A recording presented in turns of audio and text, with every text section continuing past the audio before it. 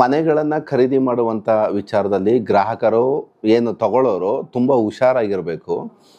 ಎಲ್ಲೇ ಒಂದು ಸೈಟು ಅಥವಾ ಮನೆ ಅಥವಾ ಫ್ಲ್ಯಾಟ್ಸು ನೀವು ಭೂಮಿ ನೀವು ಯಾವುದನ್ನು ತಗೊಳ್ಳುವಂಥ ಸಂದರ್ಭದಲ್ಲಿ ನೀವು ಡಾಕ್ಯುಮೆಂಟ್ಸ್ಗಳನ್ನು ಚೆಕ್ ಮಾಡಿಸ್ಕೋಬೇಕು.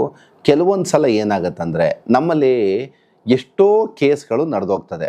ಈಗ ಮನೆಗಳನ್ನು ತಗೊಳ್ಬೇಕು ಅಂದರೆ ಮೇಯ್ನು ಒಂದು ಸೇಲ್ ಡೀಡ್ ಅಂತ ಬರುತ್ತೆ. ಸೇಲ್ ಡೀಡು, ಒಂದು EC ಮತ್ತು ಖಾತಾ.